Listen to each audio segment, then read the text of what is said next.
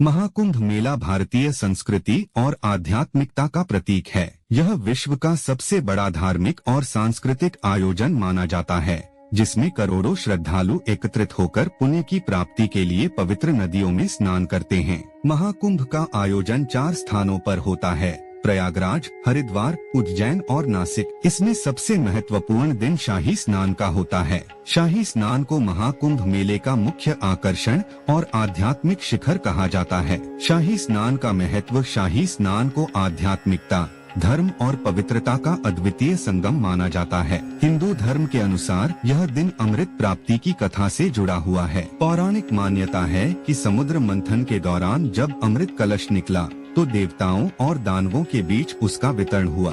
अमृत की कुछ बूंदें प्रयागराज, हरिद्वार, उज्जैन और नासिक में गिर गईं। इन स्थानों पर शाही स्नान के दौरान पवित्र नदियों में स्नान करने से सभी पापों का नाश होता है और मोक्ष की प्राप्ति होती है। यह दिन हिंदू पंचांग के अनुसार विशेष ग्रह नक्षत्रों की स्थिति में आता है, जिसे अत्यधिक शुभ माना जाता है। यह समय आध्यात्मिक ऊर्जा और सकारात्मकता से भरपूर होता है और माना जाता है कि इस दिन किया गया स्नान आत्मा को शुद्ध करता है और सभी प्रकार के दुख और पापों से मुक्ति दिलाता है। कौन करता है सबसे पहले शाही स्नान? शाही स्नान की परंपरा में सबसे पहले स्नान का अधिकार अखाड़ों के साधु संतों का होता है।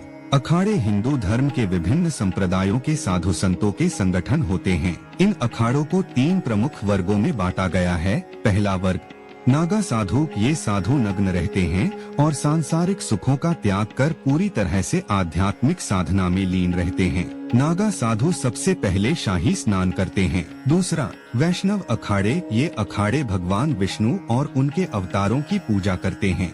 तीसरा, शैव अखाड़े। ये भगवान शिव की पूजा करते हैं। शाही स्नान की प्रक्रिया में सबसे पहले नागा साधु, फिर शैव और वैष्णव अखाड़ों के संत अपनी बारी के अनुसार स्नान करते हैं।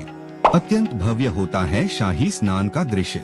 शाही स्नान का दृश्य अत्यंत भव्य और अलौकिक होता है। इस दिन अखाड़ों के साधु संतों का विशाल जुलूस निकाला जाता है।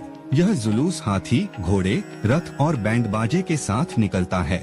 नागा साधु अपनी भुजाओं में त्रिशूल, तलवार और अन्य शस्त्र लेकर गंगा, यमुना और सरस्वती के संगम पर पहुंचते हैं। उनके मुख से हर हर महादेव और जय गंगा मैया के जयकारे गूंजते रहते हैं। जुलूस के दौरान साधु संत अपने अपने अखाड़ों की ध्वज लेकर चलते हैं। शाही स्नान के लिए साधु संतों को संगम पर विशेष प्राथमिकता दी जाती है। उनके स्नान के बाद ही आम श्रद्धालुओं को स्नान की अनुमति दी जाती है। शाही स्नान से जुड़ी अनोखी कथा। महाकुंभ और शाही स्नान से जुड़ी कई पौराणिक कथाएं हैं। एक प्रसिद्ध कथा समुद्र मंथन से संबंधित है। कहते हैं कि देवताओं और दानवों ने मिलकर समुद्र मंथन किया, जिसमें अमृत का कलश निकला। यह अमृत कलश देवताओं और दानवों के बीच विवाद का कारण बना। इसे छीनने के लिए देवताओं और दानवों के बीच 12 दिन और रातों तक युद्ध हुआ। इस दौरान अमृत की कुछ बूंदें 4 स्थानों पर गिर गईं: प्रयागराज, हरिद्वार, उज्जैन और नासिक। इन्हीं स्थानों पर महाकुंभ का आयोजन होता है। महाकुंभ में शाही स्नान का महत्व अपार है। यह न केवल धार्मिक आस्था का प्रतीक है, बल्कि भारतीय संस्कृति, परंपराओं और आध्यात्मिकता का अद्वितीय संगम है। यह दिन हमें यह सिखाता है कि धर्म और अध्यात्म जीवन को नई दिशा दे सकते हैं। शाही स्नान में भाग लेकर श्रद्धालु आत्मा की शुद्धि और मोक्ष प्राप्त करने का प्रयास करते हैं। इस आयोजन की भव्यता और दिव्यता इसे न केवल भारत का, बल्कि विश्व का सबसे महान धार्मिक आयोजन बनाती है।